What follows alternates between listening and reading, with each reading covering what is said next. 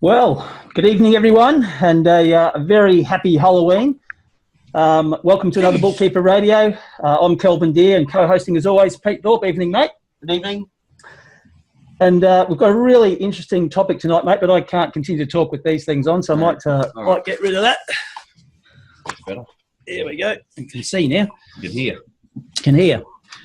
All right, well, we've got a great topic lined up for you tonight, and of course that's employment. And in line with our Halloween theme, we've had our marketing department working overtime, and titled, of course, Killer Recruitment and Retention Strategies. Hey, how good is that? Now, Matt, we know from our survey that the bookkeeping industry is certainly maturing, and from that 2015 to 2016 survey period, we did see a rise in the number of bookkeepers who were taking that leap of faith and employing someone into that business space. So that figure rose from about 23% in 2015 to 34% in 2016. On the flip side, however, some of the challenges that bookkeepers have been facing in the employment space is how do they go about recruiting and finding good staff. So to talk killer recruitment and retention strategies tonight, we're joined by a couple of people. Some experts. We've got Maria Jowett from Busy Bookkeeping, and we've also got our very own Kellie Powell from ABN and an accounting firm, and well done you. Maria, I'm going to embarrass you with just a little bit of an intro. You've had somewhat of a diverse background. I'll try not to be too embarrassing. You started family business in the US before branching out, becoming and heading up a financial planning firm with lots and lots of outlets. You moved and took over a convenience chain, which was brilliant. But then you saw the light. You decided that here is where you need to be. So you moved to Australia and started off in a HR firm, and then saw the light even further, and then decided that you were going to enter the bookkeeping game. So that was about 2000 or thereabouts, and that's you've grown that business from a client base of 0 to 300 plus. So quite an achievement, and as a consequence, you can't do 300 clients by yourself. So you've got a fistful of employees. My understanding is 20 plus. So that's brilliant. So we really thank you for joining us here on Bookkeeper Radio. So well done you. Yep. Thanks, Maria. Thank you. Also joining us tonight, we've got Kellie Powell. Now, many of you may be familiar with Kellie as a director of Australian Bookkeepers Network and its sister entity, Australian Bookkeepers Association. But Kellie also wears another hat, and that is the staff partner at a mid-sized accounting practice in Brisbane that employs in excess of 15 staff. So Kellie has evolved her skills in this HR space over 20 years, even though she doesn't look a day over 30. But she certainly had some great experience in that space. And she's developed performance roles, descriptions, has performance appraisals and performance management issues with staff, as well as the staff recruitment and retention strategies. So good afternoon and welcome to you also, Kellie. Thank you, guys. And I'm really glad you took those masks off because they were scary. I was getting scared. I thought they'd make an improvement anyway. That was a surprise. I wasn't expecting that. It made me do it. One of those secret things. All right, so we've got some great talent joining us in the HR space tonight, Pete, and we're certainly grateful for the two ladies to join us and talk to us about it. Before we kick things off, if you've been a Bookkeeper Radio supporter for some time, you know the drill. If you'd like to join us for questions, that happens in about 30 minutes' time, and you can do that via either your Q&A panel on your screen, where you can type a question in and we'll get it at this end and ask the ladies on your behalf, or alternatively, if you would like to join us live, then you can simply raise your hand. There's a little raise your hand button there, and I can do some stuff at this end and bring you on live. So if you'd like to do that a little bit later in the show, then we welcome your participation as well. All right, so let's get into killer recruitment and retention, and let's go back to the scenario. You know, the books are full. You cannot take on another client. You haven't got time to scratch yourself. You know that in the back of your brain, you know you need to employ someone, but you wonder, are they going to be any good? Are the clients going to accept them? Is it all going to work? Have you even got enough time to stop and employ someone and train them? Do I have to take a pay cut to take on an employee? It's all very, very scary. And I guess I wonder how common this scenario really is out there. Maria, let's just wind the clock back a little bit and think back to sometime after about 2000 when you decided that you were going to take on employee number one. Have you got any stories around that? Well, I guess when I started the franchise, I always planned for it to be a business, not just a job for myself. So I started pretty early thinking about, I started straight away with an office, and probably within a couple months, I hired my first casual helper, for lack of a better word. And it was really more of a person to man the office while I wasn't there and do some bookkeeping, but it was really just to have a face in the office when I was out doing other jobs, seeing other clients or meeting with accountants or whatever. And I think and obviously I've started out just like everyone else with no, capital really, and no, not enough clients to support myself and another staff member. But the way I viewed it was, if I don't hire someone before I get too busy, then I have no time to train anyone. Yep. And that I think is the biggest decision that everyone struggles with is, well, I really can't afford to hire anyone because I'm not working 40 hours a week. But then what happens when you land one of these great jobs that's a couple of days a week, and then you end up going, oh my God, how am I going to do everything? I don't have time to do the billings. I don't have time to chase up the people paying, to pay me. I don't have time to, as you say, scratch yourself. So I think it's important. The first step I would say to everyone, and I've sort of given this little mentoring talk to a lot of people over the years, is to decide, are you in a job for yourself or do you want to run a business? And if you're in a job for yourself, well, then you shouldn't take on any more hours or any more clients than you can handle. If you want to make it a business, you need to make the decision early on to hire someone early. Don't wait until you're full. Hire someone early and get them started. The clients will take it much better, and the whole business will run much smoother. I mean, people will come and go. I would love to say that every single staff member I've hired through the last 17 years is still with me. They're not, but I have a lot of long-termers that have been with me 10 plus years. So I've been pretty lucky in that regard. But it's definitely a decision that you've got to make early on if you really want to grow your business. And I would suggest if you want to have a holiday, all those things, because if you're busy flat out going to somebody's office 5 days a week, it's a bit hard for you to get a holiday when you've got to do the payroll every Wednesday. And Maria, was that like as you say, you personally identified that need, even before the books were full, which I think is a great concept and great strategy. But once you sort of said, okay, I'm going to get an employee on board, did you have to do much planning around that in terms of setting up systems and processes that obviously as a sole trader that you were familiar with, but you then need to to engage somebody else and teach them those things as well? Yeah, exactly. But I guess my systems and processes have evolved for 17 years and probably are still evolving. Just learning from, trying to get people to think the way I do, which is, not impossible, but you need a few checks and balances and things in place for that to happen.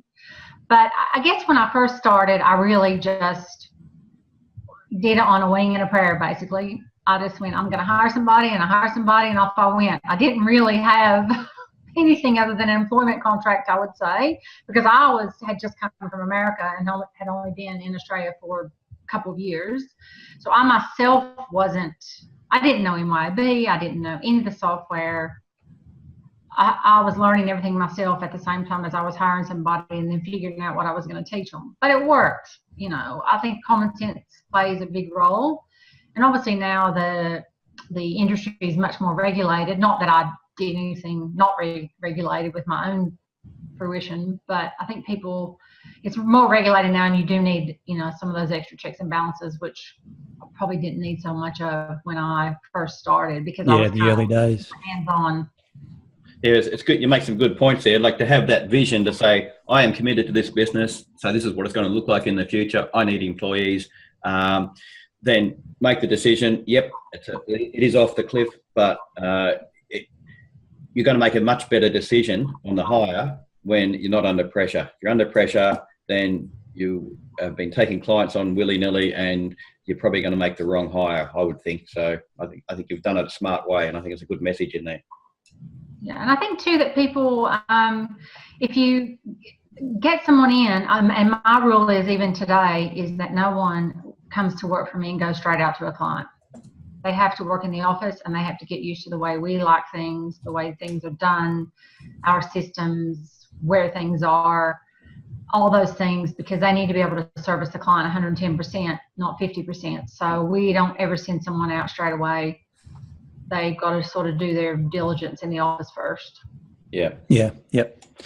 Kellie, I might bring you in on the discussion here, and obviously an accounting practice and a bookkeeping business are similar in the types of skills and traits that we'd be looking for in accountants as well as the bookkeepers. So, what are some of the identifiers that you see and recognise and think, okay, it's time to add a team member? Yeah, look, similar to what Maria was saying, and Pete for that matter, that you really want to plan and try and make these decisions before you're at crisis point, because recruiting takes a lot of time and a lot of effort and a lot of work. And then, as Maria said, you've still got to train. So for me, I guess we put some time away and plan. And whether that's the start of the financial year or whether that's the start of the calendar year, I guess it's a matter of really looking forward. Well, probably looking back first and saying, how did we go last year? Did we meet lodgements on time? Were we able to take on new work? Did we have to say no to some clients because we didn't have the resourcing, which is obviously something you don't want to do? And then we look forward and we say, what's happening this year? Are some of our clients growing? Are they doing more things? Are we looking at offering a new service offering that's going to take more labour hours? And so I guess it's a matter of trying to plan what your year looks like. And then what I do is do a capacity budget. So if we have some idea of what turnover is likely to be, or what you want it to be to achieve that growth, then we've got a great capacity budget that sits in capacity calculator that sits in Pillars of Public Practice for ABN members. But it's a useful tool. You can probably find them outside as well. But it's a matter of being able to type into it and calculate how many available hours you might have. And that can correlate to your turnover, obviously. So you can work out from that whether you've got enough staff. And I think, Pete, you said that the secret is to have a bit extra capacity. So you don't want to wait until you're full to make that decision. It might be that when you do your planning for the year, you say, well, look, we need that extra person, but probably not for 6 months. So then what I do is basically start the recruitment process probably 6 to 8 weeks, probably 6 weeks before you need the person. It's amazing how long it takes by the time you place an ad, interview, or we'll sift through all those lovely resumes, interview, and then make an offer, and then that person has to give notice. It takes time is the point. So it's about having a plan, not getting to crisis point, because by then you're not in the right mindset. You don't want to make a bad decision because it will haunt you for a long time. Yeah. And so if you've got that time and that plan, then you know what you're doing, and you can recruit at a time that makes sense. Yeah. All right. I know tonight's more about employment than it is contractors, but before we actually kick off that employment discussion, can I just ask you, Maria, is starting with a contractor an option or a suitable option for a bookkeeper as opposed to maybe the employment route?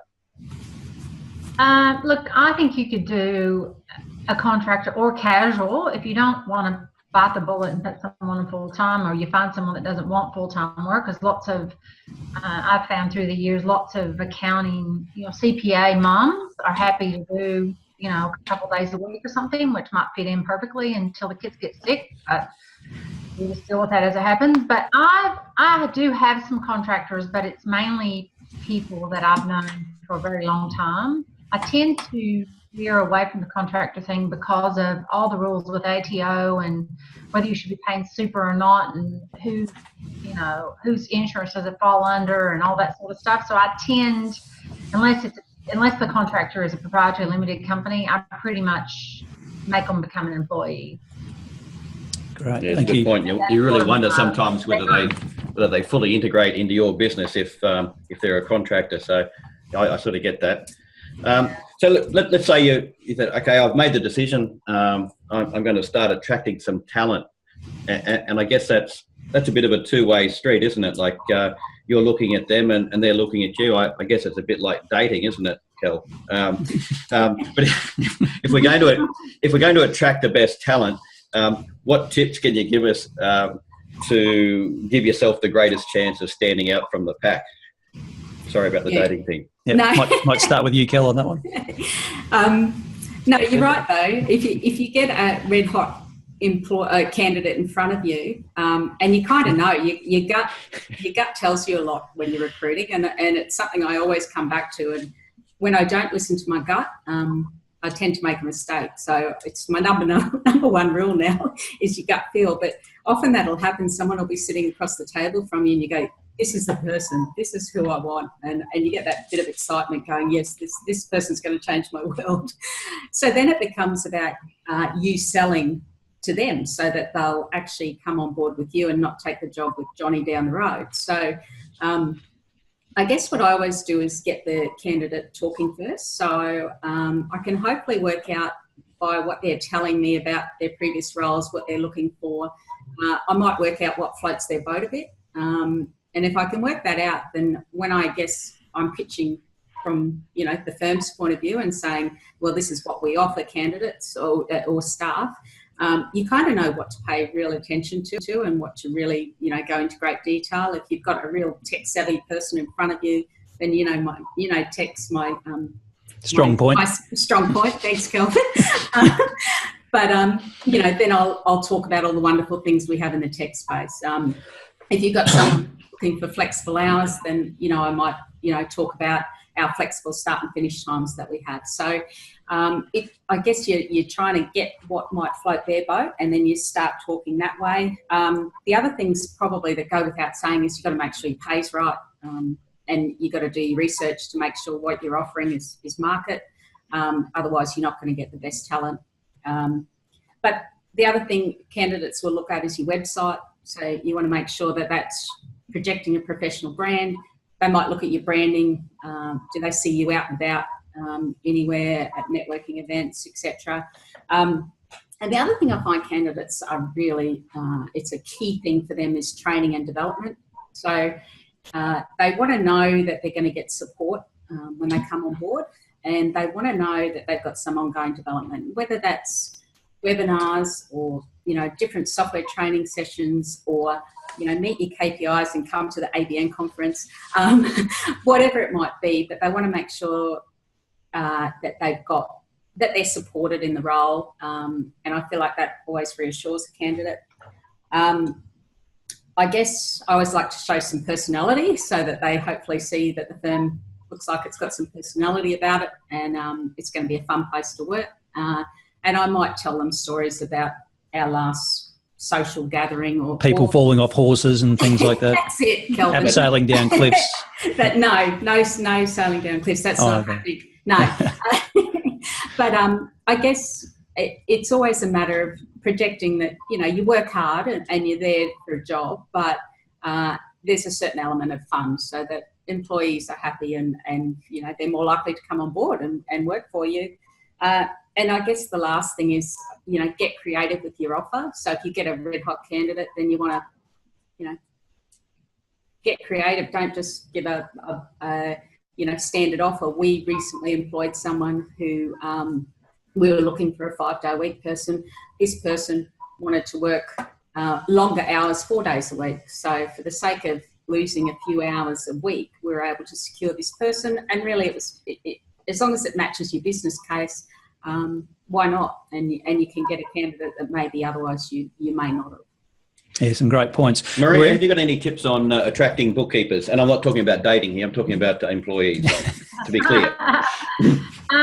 Look, I really agree with a lot of the points Kellie made, in as much as giving flexibility, as long as they can get the job done within that flexibility space. I think that I have a lot of staff that I have one staff member who's been with me for about 12 years.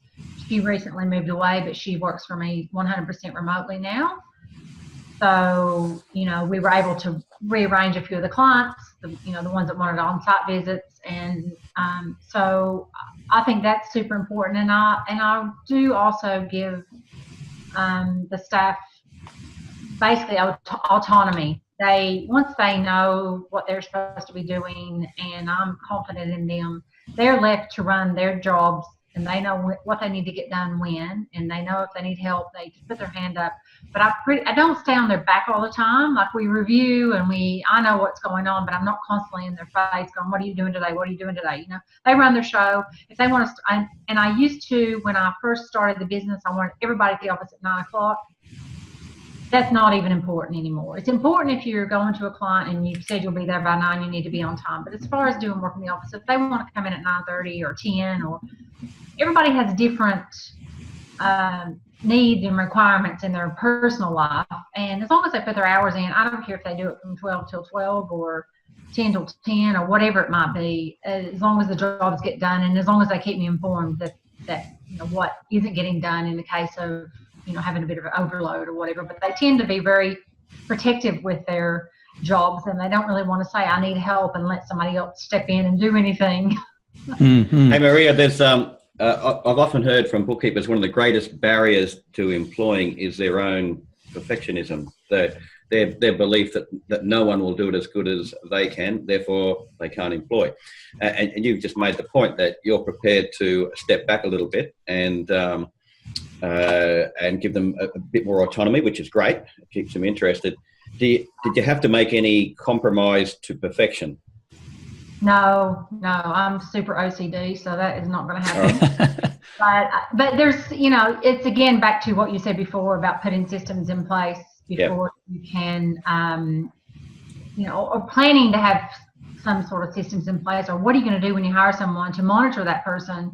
And you don't have to be on their back to monitor them. No.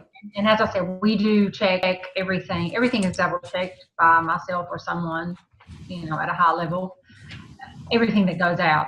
I mean, not every email and all that stuff, but all the lodgements and end of financial year stuff. So everything's really, we have a lot of checks and balances, which the staff have to do. So it kind of erases that worry and enables you to let go a little bit. And Marie, just out of curiosity, you mentioned another point there also about you didn't mind the hours that they work. Do you offer remote employees sort of work, or is it an office-based scenario that you're running there? And I do have an office, but I do have, I wouldn't hire someone to work remotely that hadn't done their dues first. Yeah. But for example, the girl who moved away, who's worked for me for 12 or 13 years, she works 100% remotely now. I have another gentleman who worked for me for a couple years in Sydney, and he's just recently moved back to London. So first he resigned, and then I went, this is a bit crazy. Do you want to come back? And so he's working now from London. And it's only in the case of, the overseas piece is the time factor if you need to make a call to Australia or whatever. But we're upfront with the clients about it. I mean, he took a lot of his old clients back that he'd worked on in Sydney anyway. They were happy as Larry to have him back. And he's just upfront with them, and he just says, look, if you want to have a catch-up, it's better for me to do it at the end of the Sydney day, which is first thing for him in the morning. So it's not been a problem at all. But I would never hire someone that I'd never worked with personally, on a face-to-face basis. Yeah, good point. All right, so if we're attracting, good staff, I guess, from an organisational point of view, and we know we're doing all the right, things as an organisation, the next step, I guess, is to go shopping for that talent. So what are the mediums these days? Because obviously paper advertising is well and truly seen its day. So, Kellie, I might start with you on this one. Where do you sort of shop for the talent? It can be tough, but I guess I always start with referrals, and it might be asking around within my network or asking your current staff, do they know someone? Word of warning though, if you ask your current staff and they say, yeah, I've got a brother, a sister, a daughter, just steer clear. Don't even go there, because if something goes wrong, you're in the market for 2 employees instead of 1. But if they're connected, they might be in some networking groups, they might know of someone. So it's worth asking the question. You never know, what connection they've got and who they might know. ABN's got a marketplace where you can advertise for labour on there as well, when they're in the market. So I certainly suggest that. Seek, I still use a lot of Seek. What I would say about Seek is that you can set your filters when you're putting an ad on Seek. So you can set filters to firstly make sure that you're only getting applications from an Australian email address. So that stops you getting spammed by outsourcers, or offshorers, that you're not necessarily looking for.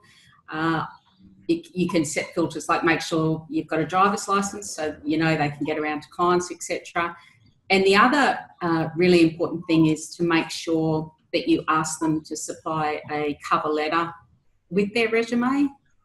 So I always say, a cover letter to attach. And I find that the cover letter tells you more about the applicant than the actual resume. So sometimes resumes have been professionally done or done by a friend or someone else has helped them out, whereas the cover letter will actually let you have some insight as to whether they can put phrases together and spelling and grammar, and it just tells a bit of a story. And I just find it's really crucial. If you want to sort through Seek ads, you need a cover letter. And if I ask for a cover letter and they don't give one, I just don't even look at the resume, because I figure that already tells me a story somewhat, that they haven't got that attention to detail that we might need.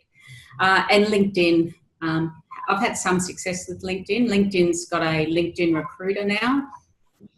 And you've probably seen that if you're on LinkedIn, you get jobs coming across your profile. And that can work, but once again, it depends. And sometimes you have to start in one medium and go to another. Sometimes you'll find an employee straight away, and it can be a really easy process. And other times you can be looking for a month. And I think it just depends, on your timing, and you can never judge that. So, just be open to everything, I guess.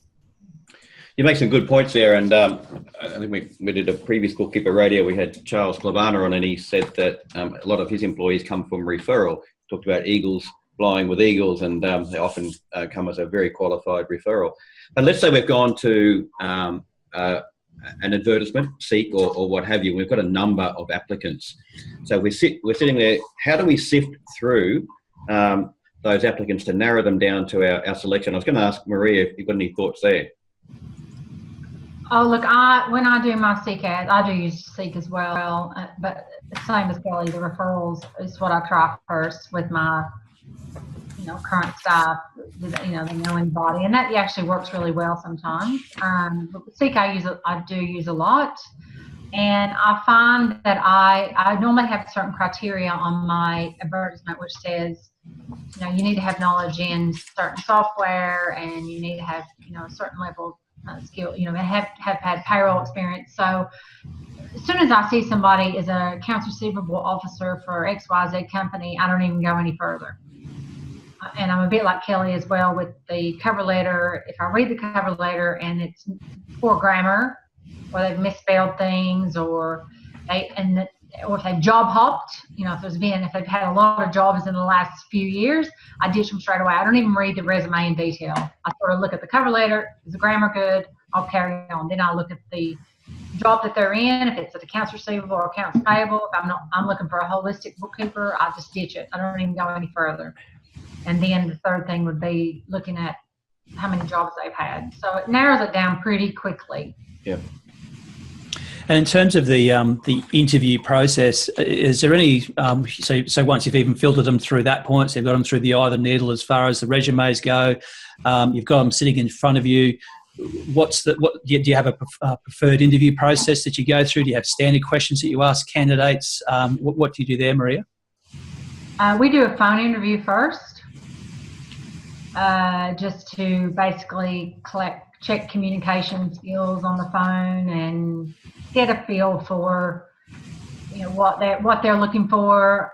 Do we think they're going to be the right fit? And then ultimately, if they get through that process, then they come in for and actually Paul, I don't even do this part, Paul does this, and then they come in for an interview with Paul, and then he usually narrows the pool down to a couple, and then they would either have an interview with Paul and myself, or Paul and Conrad, and go through everything in a little bit more detail. And then we don't usually stuff around making the offer for the reason that Kelly mentioned earlier. If you've got somebody really good in front of you, you need to act quickly. But I guess, I'd normally ask a lot of questions around their current job. I wouldn't say I have a standard list. We don't have really a standard list of questions, but we're more interested in what are they doing now and why do they want to leave? Because if we know that, then we can figure out, are we going to make them happy or not, basically. And a lot of people, I try to approach things with the staff that it's I try to run the business with the clients that we're part of their team. We're not just a service provider. So I try to get that the client, staff instilled in their mindset that you're not just out, doing a job to get the job done, but you need to interact with the clients. And a lot of the staff like that because they feel like they've been stuck in a corner somewhere just processing. Whereas we have a lot of interaction, meetings, phone calls. We provide a lot of information to the clients and sort of that nurturing piece, which I think a lot of the staff that we have hired to date like that fact that there's a bit more to it than just processing. They're thinking outside the box. Yeah. All right. And would it be fair just to round that conversation out then, Maria, by saying that you'll probably be more focused on someone's personality and fit into your organisation in terms of them being able to work with not only your clients but other staff members, and maybe some of the skill sets can be trained into them at a later date? Would that be a fair comment? Yes, but they need to have obviously a lot of experience in the bookkeeping space. But like if, for example, somebody's really good and they used every software but Xero, I'm not going to not give them the job because of that. So it depends on, I guess, how much, like if somebody's got an MBA and they've never had any practical experience, I probably wouldn't hire them. Yeah, okay. So I'm looking for that practicality, the people skills. Hopefully they've got the software skills, but if they're pretty IT savvy, then you can pick it up pretty easy. Yeah, okay. Kelly, I might bring you in here.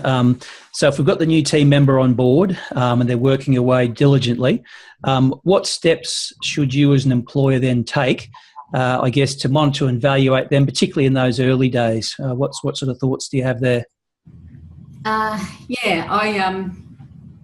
Certainly the evaluation goes across a few fronts, I think, and the fit that you spoke about before is vital. And it was funny, I was at a seminar yesterday and I'm sure the fellow, I don't know how he knew I was doing this session today, but I just spoke to someone random that I never spoke to, and he was a small business owner, and he was telling me he had a problem with staffing and he had to terminate his last employee. And I said, why? What went wrong? And he said, well, we're a team of 5 and our culture was fantastic, and I added this new person and our culture just disappeared.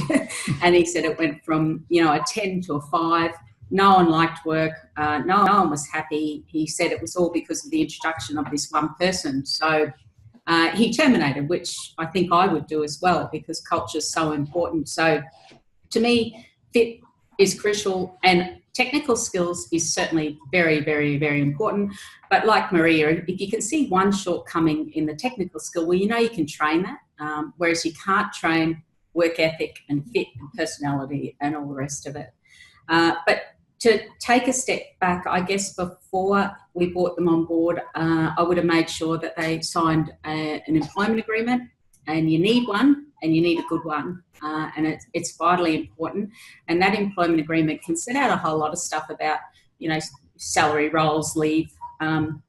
But it also talks about probation periods and termination. Ownership of IP is really important. Security of client data and non-solicitation of your clients can all be built into an employment agreement. And then the second document I think you need is the HR manual. And the HR manual can dictate a lot about your policies and procedures. It can talk anything from how you apply to leave to how you should present clients to office hours. And so I guess, if you fall into problems with a new employee who might just be doing something they did in the last job, but it's not necessarily something that fits within your business, it's a really nice way to just be able to reference back to the HR manual so that you're not looking like you're, coming across making it up on the spot. Yeah. And so it's a nice way to be able to refer back to that HR manual and say, oh, look, can you refer that? This is how we do it. But other than that, I think it's a matter of having lots of informal catch-ups in the early days. It can be a matter of stopping by their desk. How are you going? What did you do today? What are you learning? Are you having any problems? So you're keeping pretty close, so you have a bit of an eye on what they're over, and they're feeling that they're supported in those early days. And keep your ear to the ground. It's amazing just what you learn from hearing. You might hear someone on the phone to a client, and that tells you a whole story about how they're going with that. You might hear how other staff are interacting. That can tell a story as well. So I just, keep the ears open and listen. It's amazing what you pick up. Well, let's just say you've made the hire and you've got trundling along. Then suddenly there's an issue, and it's reflecting suboptimally on your business. It could be an employee-specific issue, or it could be a work style issue. Do you have a process you go through to work through that issue with the employee, or is it I make it up on the spot? I'll start with Maria. Yes, we do. We would obviously, as Kelly suggested, we do. We have an open plan office, so nothing is secret in the place unless you go outside and do it.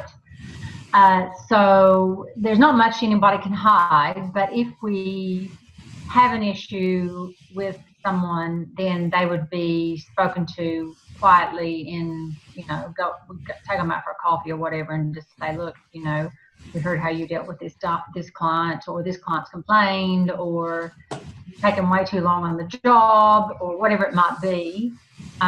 We would discuss that with them and seek their feedback on what might be causing them to have these issues. Was it a misunderstanding? Was it a once-off? Is it an ongoing thing? And then, generally speaking, if we have to do that more than a couple of times, the person is not going to work out. Yeah. So we pretty much then bite the bullet and off they go. And it hasn't happened to me a lot, but I have done it, in the course of 17 years, probably 5 times. Basically, just paid them out and told them to be on their way. Now, it depends on, obviously, if they're casual or, full-time or, whatever the case may be.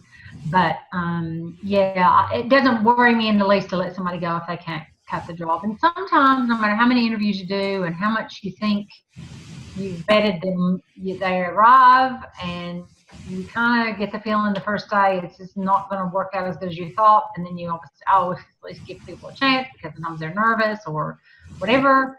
But, within the period of a few weeks, you kind of know whether they're going to work or not, and, whether you want to keep pressing or just let them go. And generally my feeling is I just let them go at that point, because if they can't fit in, they're never going to fit in. No. All right. Time's getting away from us for a little bit, so we might, if any listener out there would like to ask a question of the ladies, now's your opportunity. So you can either do that by typing it into the Q&A box, or hitting that on your own screen and typing that in. We've got a couple coming through at the minute. Or alternatively, you'd like to ask a question live, then just raise your hand and I'll be able to bring you on. Whilst our listeners are doing that, however, we might just have a bit of a discussion around the retention and motivation style issues that each of you practice within the businesses. So, Kellie, I might start with you. What are some of the motivators that you see staff are looking for, and how do you address that? I think probably the biggest motivator I see is recognition. Everyone wants to be recognised for a good job. So I think feedback's really important, and a pat on the back when you see something that's gone really well, or you've got some client feedback, then that's really important to share. So that's a big one. And I guess the other thing is, it's amazing how something that seems really insignificant to you as an employer can turn into a really big issue for an employee, and you don't really realise it until something's gone wrong. So, stick close, make sure employees have got a comfortable work environment and, the basic things that they need, from their desk to their chair, and all of that is really important. coffee machines. They love good coffee. There's stuff you can do that doesn't necessarily cost a whole lot of money. We filled the freezer with ice creams a couple of weeks ago and said, there you go, afternoon tea, go and grab an ice cream. So something that's, doesn't cost a lot of money, but it's amazing the difference or the impact it can have just on the environment and the culture. And for the most part, I think that's important as well. Great, thank you. Maria, what about you? What do you do for some motivators for your team? Look, I quite agree with what Kellie said. We also are really big on their birthday recognition and their anniversary recognition, and if they happen to be in the office that day or sort of that week around their birthday, we normally have a little bit of a celebration. We, try to do sort of, 2 or 3 times a year, we might go out and have dinner and drinks somewhere or go out to lunch. It just gives everybody a little bit of a break, especially for us after the big BAS deadline, or like we just did pre-end of financial year. We just went on a Friday night to a place and had burgers and copious amounts of drinks, actually, as you do on a Friday night. And everyone had to get a taxi home, of course. Of course, responsible service. Yep. Yeah. I always say, if you're going to have any drinks, you better not be driving. So I'm always clear and all that. And we usually do something quite nice for Christmas. And again, obviously, like Kellie said, the pat on the backs and recognizing people that, not that they all aren't doing a good job, but when something great happens, making a big fuss about it, they all like that. And I think still giving people flexibility. A couple of questions here from viewers, and Maria, got one here for you. It's how long, days, weeks, months, years, would you before you let a client, a bookkeeper loose on a client's premises? How long would you have them work in office before you let them loose? That would depend on the skill level of the person. That's a good diplomatic answer. Let's say that they were in the middle. If they were in the middle, I probably wouldn't let them out. No. Right. So they have to be exceptional to get out. Yeah. So if someone comes along, they're exceptional. Know what they're doing, and some people pick up really quickly and are really confident and have that good communication. I mean, look, a lot of our work is not at clients' office here. So it's not a problem for me to have somebody in the office working on stuff, because we have tons of stuff that doesn't even require a face-to-face visit. But we do still have a lot of clients and still even coming on now who want that face-to-face visit. So, and it's also matching those personalities. So I might have somebody who's fantastic and has passed the office test, but maybe they're not the right fit for the client that we've met. Want somebody 2 days a week. Yeah, I get it. Also a bit of a juggle. We've also got a question here from Kellie for both of you. And Kellie asks, do either of you use any sort of external companies to assist in creating your HR policies and employment agreements, or are they things that you've just developed yourselves over time? Kellie, do you want to take that one first? Yeah, definitely. No, we've definitely accessed some outside consultants, experts in the field, as I say. So none of us, well, I certainly haven't been trained in HR. And so it's generally a second job for us. We're in business and we have employees. So you learn a lot about HR, but you're still not an expert. So those really important documents I spoke about before, like employment agreement, I would definitely get that drafted or certainly get some outside, advice for that. We have, through ABN, we have HR online, and you can access their details through our website. But they've got quite reasonably priced, not standard templates, because certainly their advice is that every employer is different. So every employment agreement will be slightly different. So they'll actually craft one for you that you can use multiple times. The HR manual, we probably created that more internally. But I think it depends, and I also think that where you've got a really sticky situation with a staff member, particularly where you might be looking at that termination, which, as Maria said, we don't do it very often, and it's generally ugly when it happens because no one wants that. But it's really important that you cover yourself, and I always think getting some outside advice on that you can just tap into on an hourly rate And it might just be a 30-minute phone call. It's not going to cost much, but at least you know you're doing the right thing from a Fair Work point of view, and you don't end up with a much bigger drama that you don't need or don't want. Yeah, great. Maria, what about yourself? Do you use or engage external consultants, or have you sort of crafted your HR policies over time? Well, with the employment agreement, that was done by a law firm, actually. And the HR piece, we do all of our own policies and procedures. I've never engaged an external consultant for a termination, but having the experience working before I started my business, which involved a lot of bureaucracy, I learned a lot. So I think I'm pretty well, I mean, I've had, a couple of people threaten to take me to Fair Work, but didn't go anywhere. So I haven't really had an issue with that, but I definitely would recommend that, you get the agreements done on legally, which are binding. And then if you're not sure about processes, like Kelly said, the HR Online is very reasonable price to cover yourself in the case of you hiring and or getting rid of someone, or the disciplinary piece even. Have I done all those right steps when somebody's not doing the right job? And just save you that hassle in the end with Fair Work, basically. Yep, good point. We've got another question here from Janelle, and it's probably an adjunct to something you mentioned earlier, is if you do have staff working remotely, how do you go about monitoring the work and expectations that you may have set across the entire firm? Do you have any difficulties there? Yeah. No, we have a server, so everyone has to log on to the server to work. So I can see who's on and who's not on if I choose to do so. And it's just like if someone's in the office even, I mean, the work's still checked by someone, so that's not an issue. And I guess, and let's say, you're hiring your first staff member. I wouldn't let someone work remotely anyway if they were my first staff member. But as time goes on, you'll get more and more flexible with things. But you have them in the office, and then even now the staff know that sometimes they'll just say to me in the morning, "Oh, look, I don't have any appointments with anybody. Can I just work from home today?" Sure. But I know how long it takes to do the jobs.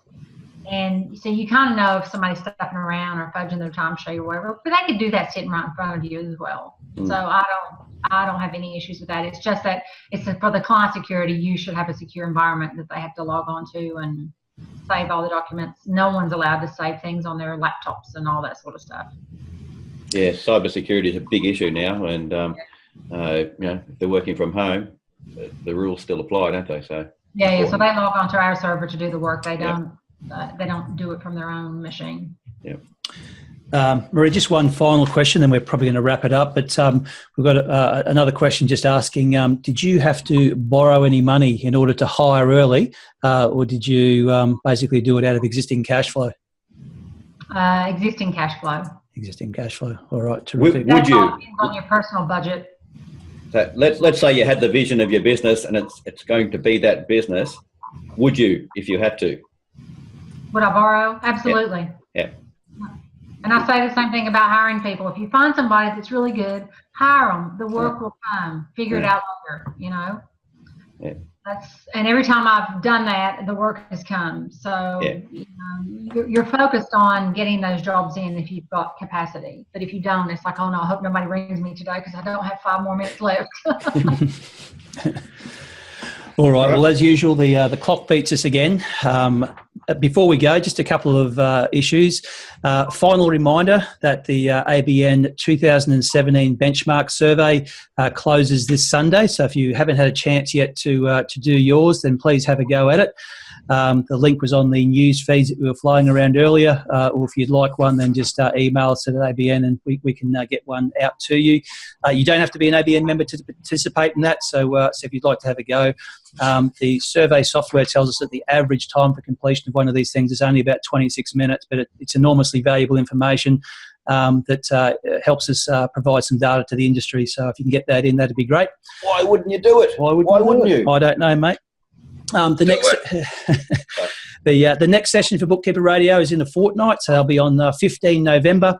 We're just nailing down the final details with our guest presenter at the moment, so we won't release what that topic is for a day or two yet, but it'll be a good one, and we look forward to seeing you then. So that's it for another episode. We'd love to thank our guest panellists for tonight. Of course, Maria Jowett, thank you very much for your time. Thank you, Maria. And experience and wisdom that you've shared with us. Thank you very much. You can thank Kellie too. Oh, Kellie, that's right. And Thank Kellie, you. of course, thank you very much. I know it was a nerve-wracking experience for you to join us tonight, but you've done a great job. Thanks for joining us and sharing your thoughts and wisdom as well. Very much appreciated. Thanks, guys. Thank you. All right, mate, that ends another session. We look forward to everyone joining us again in a fortnight's time on November 15, and have a very great night. Did you trick and treat last night? I didn't, mate, but my kids did. Okay. There you go. All right, have a good one, people. Good night. Yeah. Thank you. Yeah.